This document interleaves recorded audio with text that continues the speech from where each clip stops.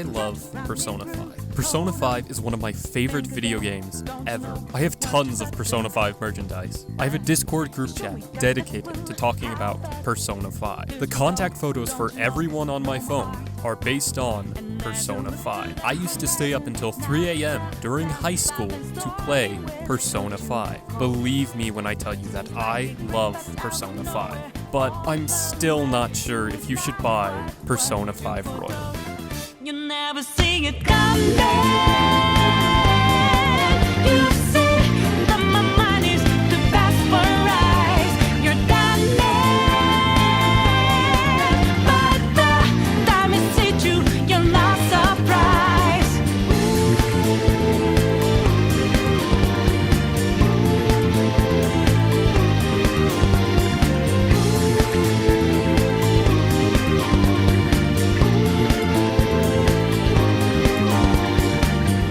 Before I continue, I want to clarify that there are no spoilers for Persona 5 or Persona 5 Royal in this video. The only footage I show will be in Japanese anyway, so unless you can read Japanese, you'll be fine. That being said, I should mention that I did not receive a review copy of Persona 5 Royal. I bought the game when it released in Japan, and I was able to play it because I know Japanese, since I'm a fucking weeb. With that aside, I should clarify what I meant before, because I'm truly not sure if you should buy Persona 5 Royal. I don't mean that sentence out of hate or disdain for the developers, because I love Persona 5, and I was incredibly excited to play Persona 5 Royal. But after playing it, I'm not sure if it's worthwhile to buy Persona 5 Royal, which I'll just call P5R from now on, because it's a lot more convenient for me, you, and any other poor soul that stumbles across this video. P5R is essentially a re-release of Persona 5 with gameplay improvements, new characters, and new story events. The concept has been done before with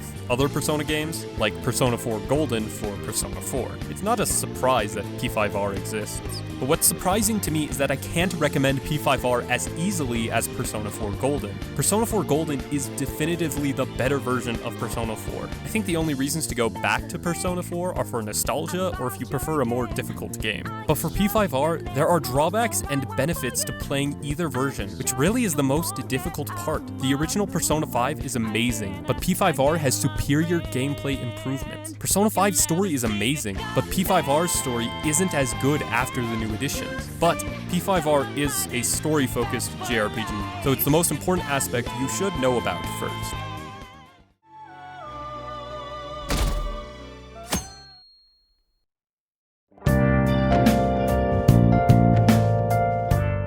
Persona 5 and P5R share the same story premise. You play as a boy that you can name whatever you want, so I named him Big Booty. That's big booty in Japanese. Booty-kun tries to stop a guy from drunkenly assaulting a woman in public. The guy sues you, he wins, you're put on probation, you're expelled from your school, your parents send you to live with this wonderful man of a father figure, Sojiro Sakura. You go to your new school, everyone hates you, your school has a well-known volleyball team, you meet a guy, he seemed pretty cool, you get lost on your way to school, you find a castle, you meet your gym teacher, he's in his underwear, he tries to kill you. You know, your typical Japanese high schooler ordeal, where a supernatural event happens to the self-insert protagonist, who has special powers that can save the world. All of these events seem to align perfectly with a stereotypical Japanese anime, but Persona 5 decides to differ from the typical tropes because the castle I mentioned, the one where the gym teacher is naked, isn't the real world. The world with the naked gym teacher is a different world where the characters can travel inside the minds of people who have a distorted, sometimes harmful, view of reality. Returning to the naked gym teacher example, the castle is actually located where the high school is in the real world, because Suguru, naked gym teacher Kamoshida, thinks that he's the king of the school, since he's a famous volleyball coach. In the real world, he abuses the volleyball team and sexually assaults female students. And in the cognitive world, the one where he's naked, all of the volleyball players are his slaves, and the girls he assaults are dressed interestingly. This dichotomy between the real Kamoshida and the cognitive Kamoshida continues for everything throughout the game. The combat, the story, the characters, the calendar, and so much more. The dichotomy occurs not only for the villains, like Kamoshida, but also for the main cast, including Booty-kun, Ryuji, For Real, Sakamoto, Morgana, I'm Not a Cat, Morgana, and An Shiho Takamaki. All of these characters have to balance their school life and their time in the cognitive world. At school, Burikun has to study, answer questions in class, take exams, and all the other exhilarating activities of a Japanese high schooler. But after school, he becomes a phantom thief, invading the minds of criminals and perverts to take their hearts and make them confess their crimes. That is the premise of Persona 5, balancing school life and the life of a phantom thief. I know this mostly has seemed like a short plot summary so far, but I truly don't want to spoil the main story of this game because it's fantastic. The story is best experienced as spoiler-free as possible, but if the story premise I mentioned sounded even a little bit interesting, then you will definitely enjoy this game's story. Each of the people that the Phantom Thieves target provides something new and interesting, and it surprisingly never becomes formulaic. I have some minor problems with specific targets, some more than others, but overall the story features worthwhile characters and motifs that result in an interesting, unique, we live in a society commentary. There is one exception to this, but it's part of the new additions that P5R added, so I'll talk about that later. But something I can talk about now is how you play the game, since that's what a traditional video game should do, provide both an interesting story and interesting gameplay. And just like Persona 5's narrative, the gameplay is just as impressive.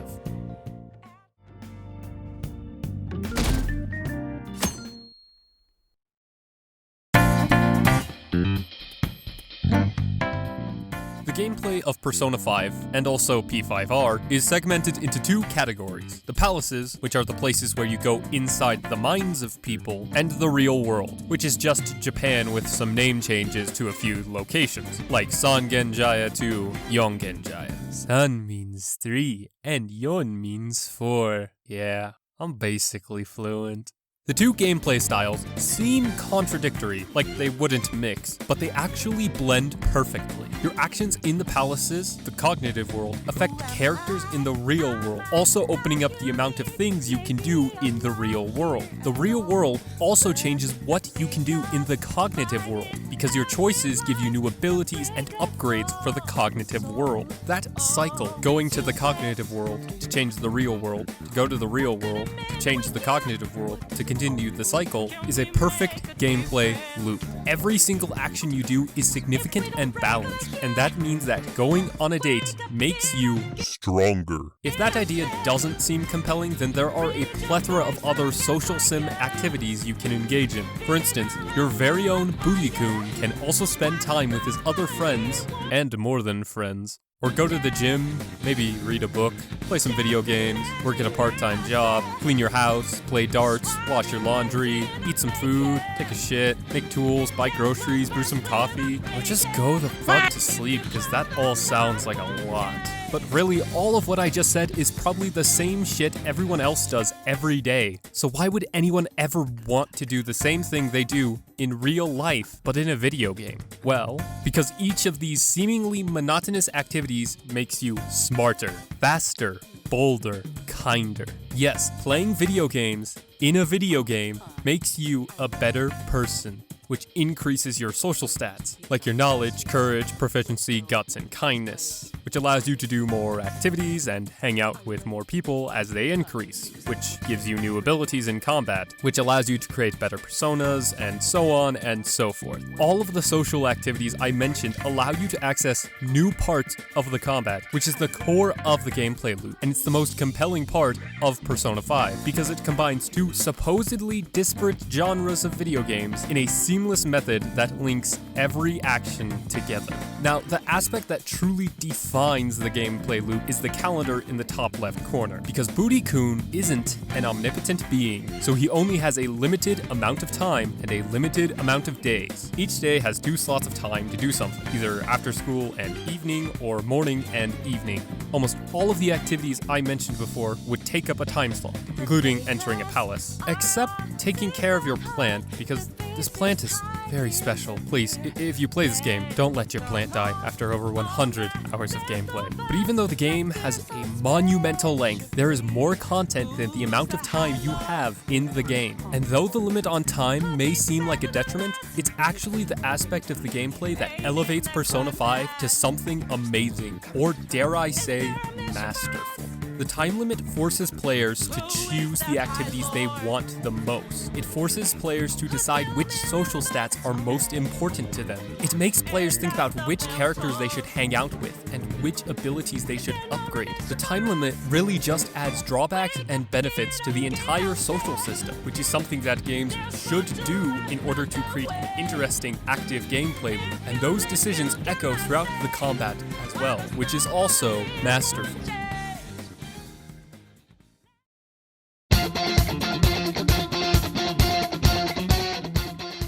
The combat of Persona 5 is fast-paced. The combat of Persona 5 is complex. The combat of Persona 5 deviates from the tropes of combat that so many turn-based JRPGs fall into. I don't want to reiterate what I've already argued too much, so I apologize if this section seems too brief. If, for some reason, you wish to torture yourself with my voice some more, I explain the concept further in one of my recent videos about a certain JRPG that's very similar. Basically, the whole combat system centers around exploiting elemental weaknesses. The goals, rewards, and abilities for you and the enemies are the same. Exploit their elemental weaknesses, lower their stats, buff your stats, and unleash hell upon the enemy. It may seem simple, but that's only if you forget about the time management mechanics I mentioned earlier, because the idea of managing resources and balancing what you do carries over into the palaces, since you have a gauge that allows you to use your special abilities, elemental attacks, and stat buffs/debuffs only a certain amount of times. The limit on your skills means that you can't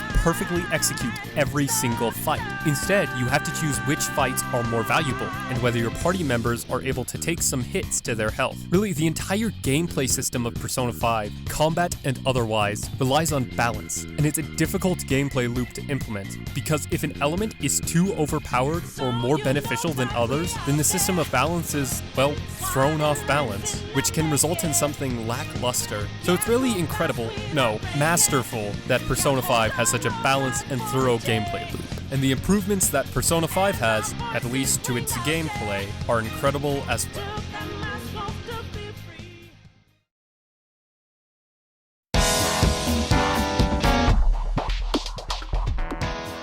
The improvements to the combat system are all wonderful, and I prefer the gameplay systems in P5R more than the original Persona 5. The weakness system I mentioned earlier is different in P5R because each of your party members gain the ability to pass on their follow-up attack to another party member, boosting their damage. In the original game, you had to hang out with the party member first before they unlocked this ability, so it's a welcome change that doesn't inconvenience you or waste your time. The entire system, called the Baton Pass system, received more upgrades because now each party member has 3 individual ranks for their baton pass, and each rank increases the damage they deal and has some really beneficial bonus effects like restoring HP. It adds more depth to the combat and it adds another aspect to balance during your time in the real world. It also isn't too powerful or weak to the point that it upsets the balance of the game, so it's a wonderful addition to the game. There are some other smaller changes to combat, but they're all minute stuff and I don't want to bore you with lists for the remainder of the video, since you're here to hear what I think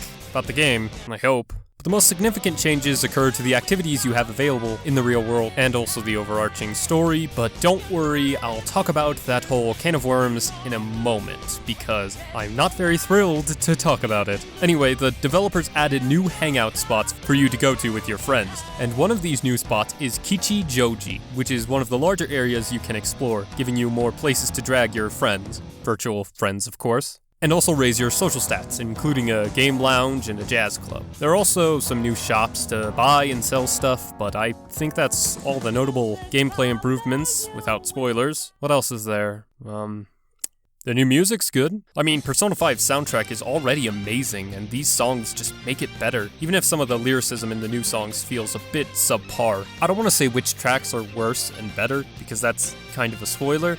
And now, it's time.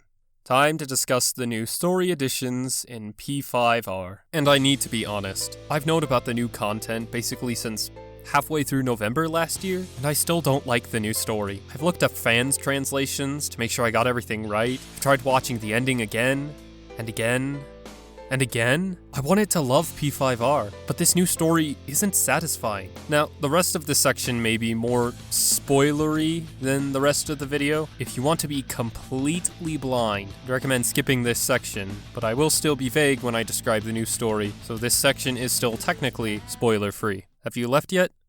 Okay, well, the new ending sucks. I think it's unsatisfactory, and it doesn't fit with the original game's motifs and underlying commentary. If you hadn't figured out already, Persona 5 focuses on oppression and power.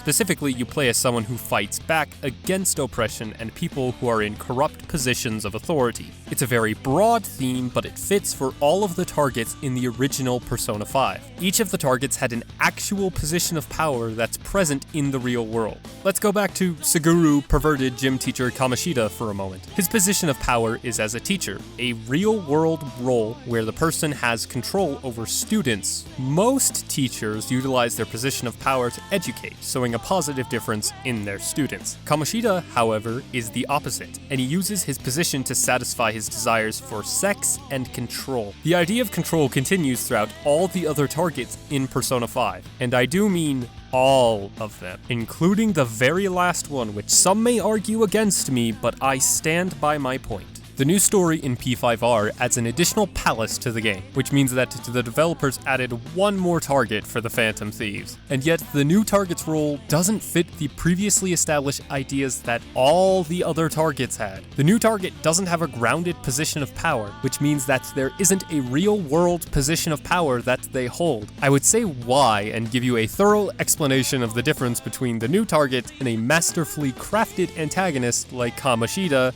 but I don't want to spoil it. Suffice it to say that I don't think the new target fits with the other antagonists that the original Persona 5 has. I know that's just a surface level analysis, but please trust me for just a moment because it's really difficult to explain all this without just saying what happens. But with that in mind, since the new antagonist doesn't fit within the game's commentary about fighting oppression or the other antagonists' real-world positions of power, the new target is pointless at worst and surface level at best. The new target's storyline also suffers because it comes after the original climax to Persona 5, meaning that the game has essentially two different climaxes that don't connect in any way. Not to mention there are a lot of inconsistencies in the world of Persona 5 for the new palace to even exist the way it does. That results in the new palace and basically all the other story additions feeling out of place. One instance of this is Kasumi Yoshizawa, who's one of the new characters unique to P5R, because she doesn't entirely fit with the motifs of Persona 5. She would fit better in Persona 4 if I'm being honest, and even then her overall character is just okay. The developers also added another character that Buri-kun can hang out with. His name is Maruki, and his character development's cool. It's not amazing, but I can assure you that it's better than Kasumi. Maruki fits within the game's narrative because his journey is pretty similar to the other minor characters that Joker could spend time with in the original Persona 5. But Kasumi just does not belong here. Not to mention that the way you spend time with her is different than every other character, and it really sidelines her character arc, because she ends up as an underdeveloped character who doesn't fit within the game's story. Oh, and the ending, oh my god. I gotta congratulate the developers here, because this is possibly one of the worst endings I've ever seen in a video game. The original ending to Persona 5 focused on the bonds you made with your friends throughout the game, which is what all the endings to the Persona game should do, since friendship is an essential aspect in both the gameplay and narrative of any Persona game. But here they just said, nah, fuck it, just make some vague bullshit that confuses the audience and ignores everyone except Buri-kun and the new characters. It was so genuinely disappointing that I thought it was supposed to be a cliffhanger for Persona 5 Scramble. But no, it's not that. The new ending is just that terribly unsatisfying.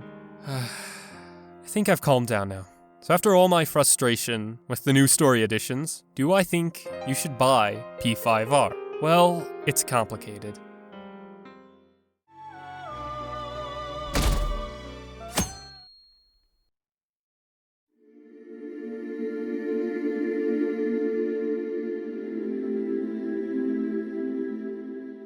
Whether or not you should buy P5R is more complicated than a simple yes or no, since it really depends on your budget and what you value in video games. If you want a simple answer, I'd say you should just buy the original Persona 5. Come on, it's $20 for what I think is a masterpiece, compared to a $60 game that I think is just good at best. If you really, really don't like JRPGs and you're willing to spend more money, then I think you might enjoy P5R more because the gameplay improvements make the game less annoying and just more fun to play. If you prefer a better, more cohesive story, then absolutely pick the original Persona 5. If you don't have a lot of money, play the original Persona 5. If you've already played the original Persona 5, then you probably shouldn't buy P5R, because to play the new content, you have to complete the entirety of the original Persona 5, which, by the way, has no story changes to it whatsoever. Really, you should just play the original Persona 5, and if you've already done that, then just watch a streamer or a YouTuber you like play through P5R. Really, I wanted to enjoy P5R so much.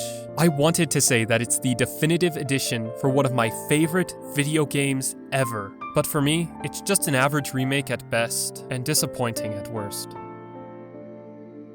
Hey everyone, thank you so much for watching this video. I've been working on this for a while, so I apologize for the delay in the last video and how long it took to get this one out. And like always, remember to leave a dislike if you hated the video and a hate comment down below. And also subscribing just to unsubscribe, because that's exactly what you should do for all of my videos. Anyway, I may be cynical, but I wish you the very best.